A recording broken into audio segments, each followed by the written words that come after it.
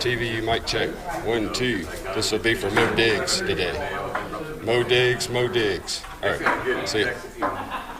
9:45 to be here at 10:30 on a rental. Well, he's thinking this morning, hey, it's 10:30 news conference. I said, well, I get a 10:30 interview, and then 11 o'clock. So we got to push it.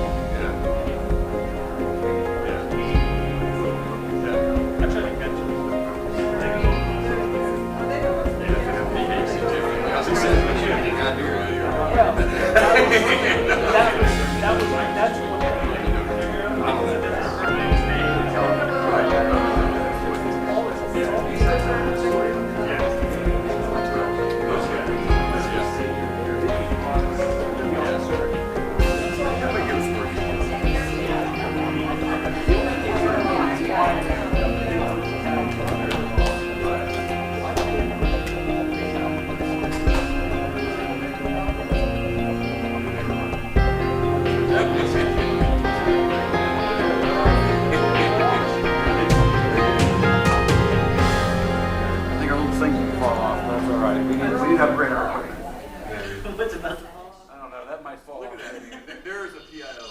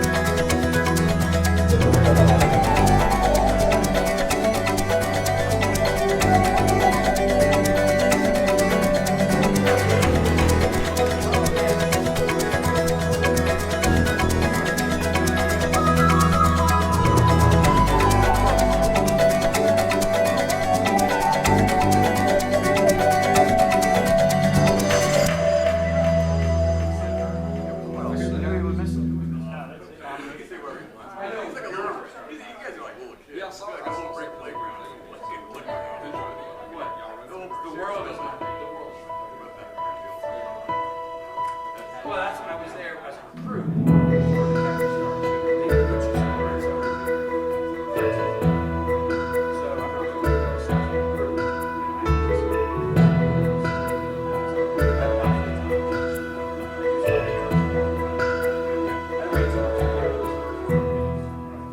We've got recruits.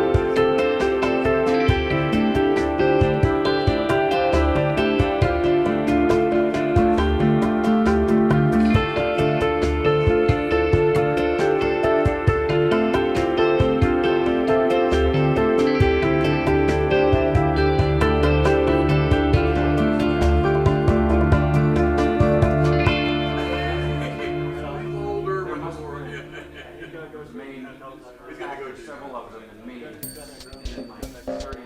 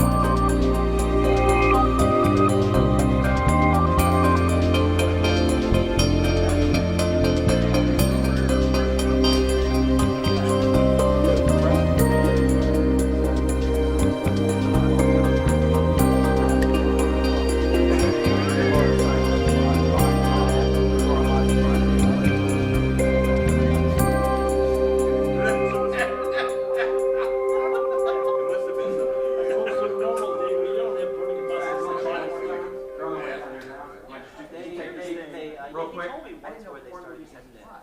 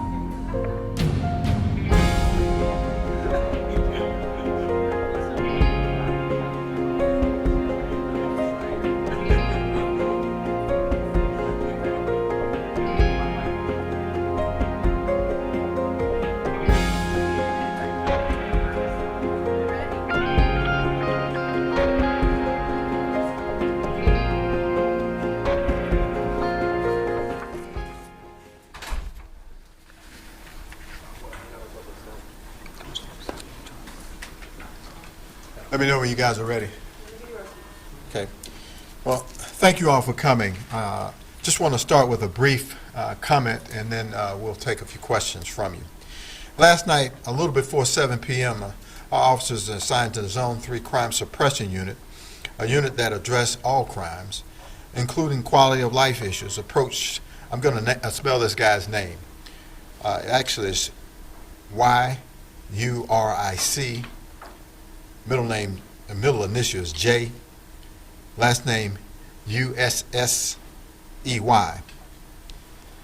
We stopped that individual at 585 McDaniel Street, who was walking in the middle of the street. After they approached, the two officers approached him, Mr. Uris immediately began to run. During this foot pursuit, the subject was then seen with a handgun. Witnesses on the scene informed investigators that they saw the suspect armed with a firearm and heard the officer yell, "He has a gun." During the course of the initial investigation, it has been determined that the subject pointed the firearm at both officers, which caused them to shoot at the subject. The subject was shot in an undetermined number of times, and after that, the two officers have been placed on administrative leave pending the investigation. I've been told he is currently out of surgery and in stable condition. He's been detained on the following charges: 2 counts of aggravated assault against a police officer, 2 counts of obstruction of a law enforcement officer, possession of a firearm during the commission of a felon, possession of a firearm of a first offending probationer, carrying a weapon without a license, and 2 counts of law enforcement officer misdemeanor obstruction. Really quickly, last year, the city of Atlanta, our police department investigated 9 officer-involved shootings. This is our first officer-involved shooting of the year. So I'll take a few questions from you, and we can clarify any information that you might want to ask us. What Yes. was he on probation for? Do you know what he was on probation for? Was it the theft? Yeah, I don't know. Chief, whatever. We're not sure. We'll get that information to you. And Chief, his age? His age was 22. He's 22 years of age. He said he pointed the gun. Did he fire it in any way? Well, we're still working the investigation. It was clear that there was a round that was stove-topped in the round, so that would suggest that he did fire the weapon. We are still working that to determine that. Does the police department have a policy if someone is running away from officers, in terms of when officers can fire at the suspect? Is Sure. it different when the suspect shows that they have a weapon? Could you run us through that at all? Sure. The Supreme Court is clear on when and how we can utilize force. If our officers are defending themselves or a third person, that an individual is aggressively coming at them and that they can receive immediate threat from that person, then they have the right to utilize force. Now, in this particular case, the officer felt threatened by the actual presence of the weapon, and he returned fire, or he shot at the officer. We don't know the sequence at this time.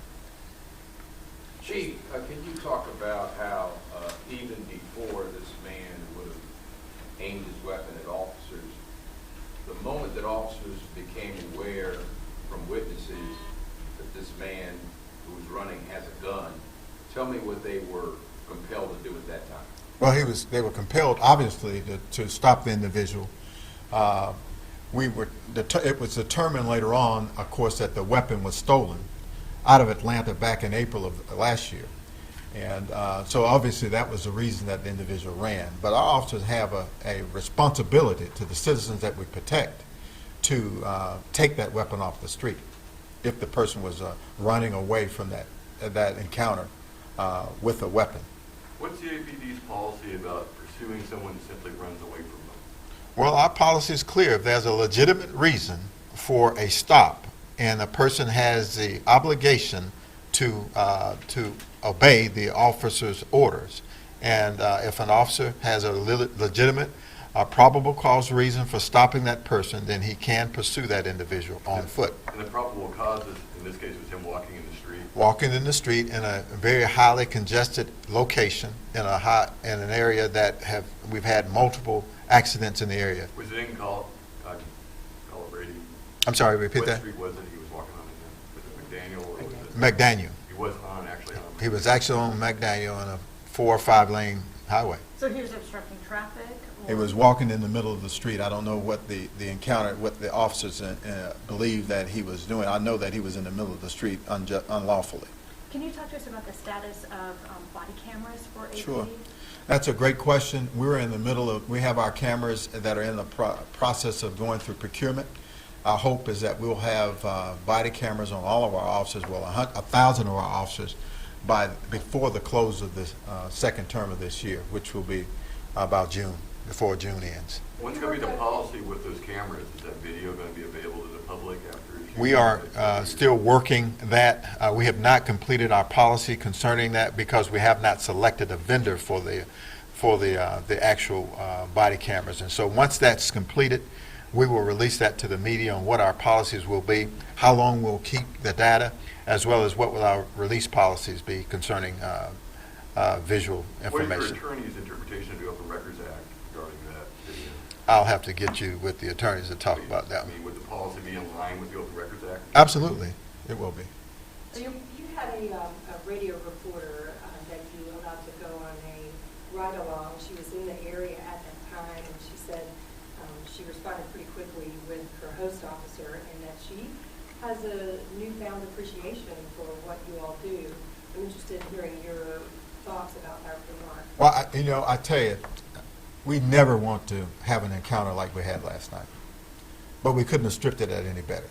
We were on Sasha the Diva's show earlier this week, talked about the challenges that our officers are facing every day when they go out on the streets. I talked to her about the number of weapons that we're taking off the streets of Atlanta.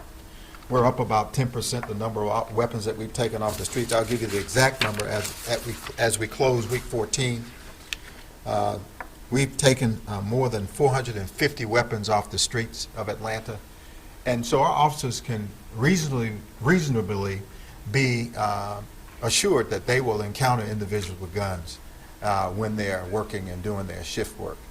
And so I really wanted to talk to Sasha really around the human beings that these folk are that are riding our patrol cars and patrolling our streets.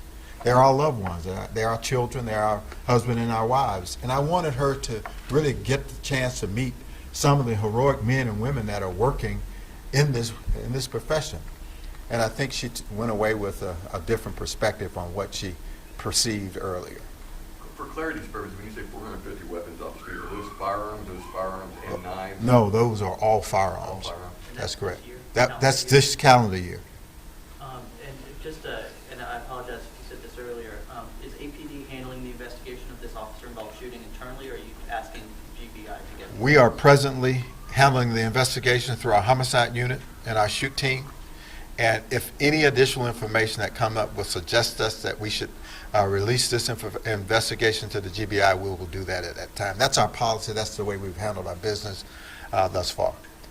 What about information on the police officers? Well, I will get you the names, but I'll tell you there were two officers, one white male officer and one Hispanic officer who encountered the individual that was working. And Chief, was there a second person walking along who also ran? That exactly correct. There was a independent eyewitness that talked about what he saw, and so we have that in the visual statement also. Last question. But I mean, a second person who ran away from the police officers. I don't know if there was a second person. We don't, not aware of that. We're not aware of any, and these are obviously Lieutenant Hampton is our homicide investigator, homicide lieutenant, and Deputy Chief Tollison was both on the scene last night. Chief, just for clarity, in case I missed it, how many shots did police fire and how many struck the man? Well, we are still working that to get that to make sure that the number is accurate. We will provide that to you later on as that information becomes solid.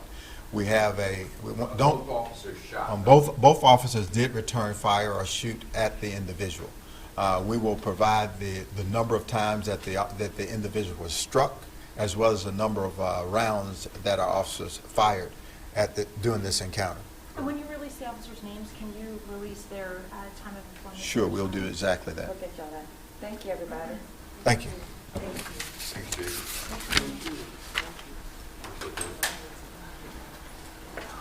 I'll email everybody that opening statement too, so you have it. I'm gonna get you.